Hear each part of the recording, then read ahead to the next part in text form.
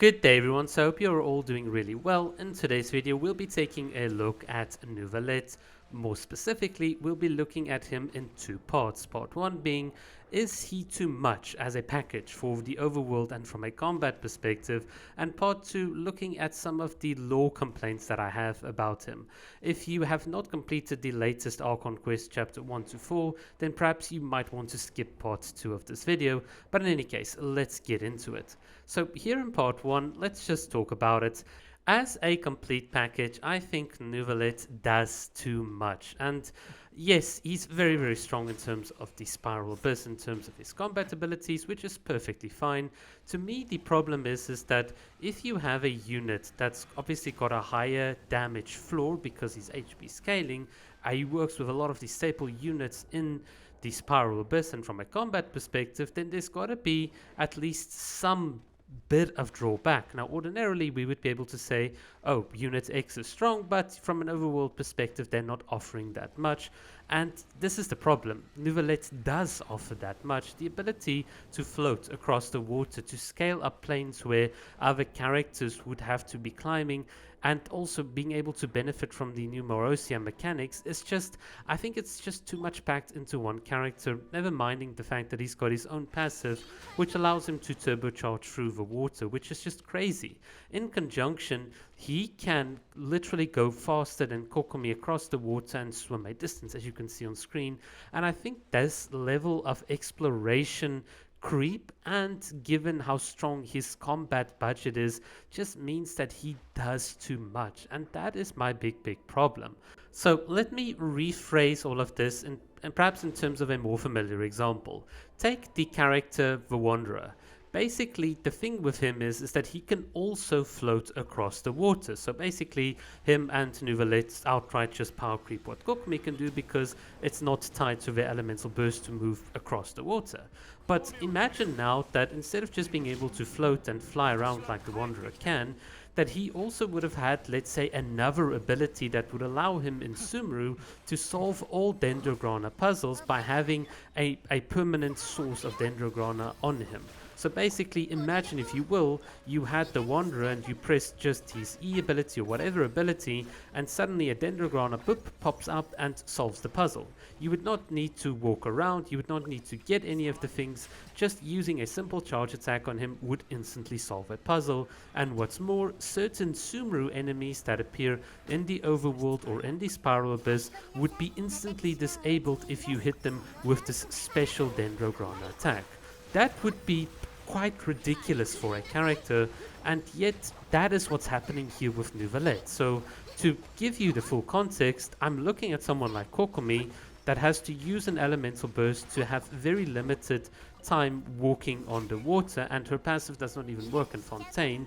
Then I get exploration creep with someone like the Wanderer that can do exactly what Kokomi does but without an elemental burst, and then I get Neuvillette, which can do exactly what Kokomi and Wanderer are doing, but he can also solve a lot of puzzles a lot faster, and certain enemies can be instantly disabled.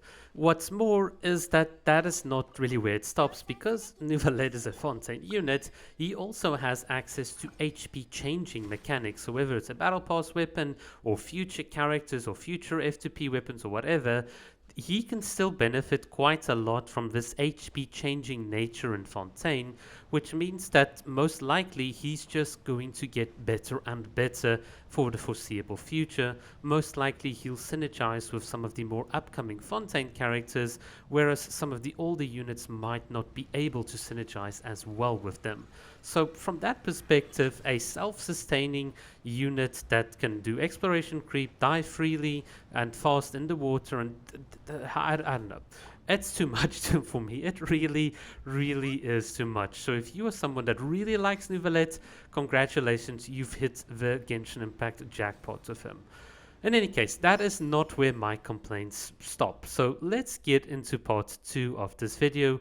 from a lore perspective, I've also got problems with Neuvillette. So let me be clear. I've played now through the Archon Quest chapters 1, 2, 3 to 4, and one of the things that was very noticeable is how Hoya went out of their way to put Farina down, to make her seem so inferior and to build up Neuvillette. It's almost crazy if you go and re-watch all of the footage, how Genshin is really trying their best to make Farina seem like she's an incompetent, stupid brat, and Neuvillette is this awesome, cannot do anything wrong judge.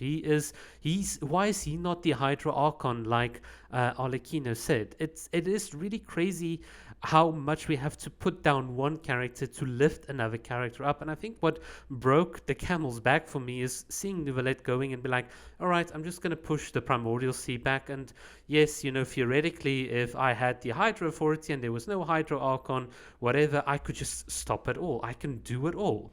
So from a lore perspective, it's like, well, what now with Farina? I like Farina as a character, but it almost feels like she's been done in a bit too much by the writers. And I don't... It's going to take a lot in terms of the next Archon quest to redeem Farina and to truly establish why she is actually even needed at all. This is the problem. Neuvillette really outshines her way too much, and I don't know whether this is an appropriate way to continue the story. And the problem with having so many main characters in air quotes is that you now need to balance somehow the Traveler's contribution, Neuvillette's entire lore with Farina in this entire story, and you still need to sell other characters. For me, let me be blunt about it. When I saw Resley in the entire prison and stuff, I thought, damn, this is a cool character. And the way in which he ice punched the entire Primordial Sea, and he's using his intellect to help actually do something about the prophecy, building an arc, it was amazing. And then Neuvillette steps in and it's like, stand aside, let me just push back the sea with the power of the Hydro Dragon. And if only I had the whatever Hydro Authority and there was no Hydro Archon, I could just solve it all even. It's just, it really undoes a lot of the good things in the story for me. And I think this is where a story quest with Neuvillette demonstrating his power in a separate matter would have actually been a lot better than what we would have seen here, because you have this ticking in the background with the Primordial Sea wanting to pop up. You see the little dial and gauge, and it's almost like there is a threat. There's a constant threat right there. Now imagine, instead of that spilling over, that threat in and of itself started to manifest via earthquakes or with the contamination of the seawater, all these sorts of things. And then Arlecchino uses this as evidence to start saying to Farina, but hey, what are you going to be doing? What is your point or your role here?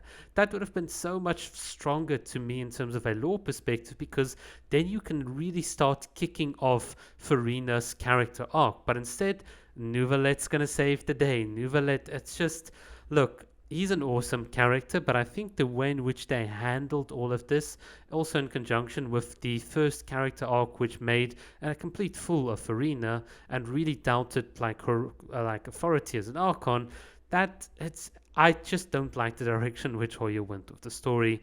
And I think all of this just to prop up Neuvillette's it just doesn't feel that good to me. But in any case, those are just my opinions. I think he does too much as a character, and he's just had too much of a significant role in the story. And that is just... if you like Neuvillette, you're eating good. If you're like the rest of us, you're still wondering when are we going to get our Kokomi skin. In fact, I'm going to make a prediction. We're going to get a Neuvillette, either chapter 2 or a skin, before we're going to get a Kokomi skin. Mark those words. I'm going to come back to this video if that is actually the case, because it would be all too unreal. Because this is what Hoya does. They prop up the new characters to sell it to you, and the old characters are just ignored.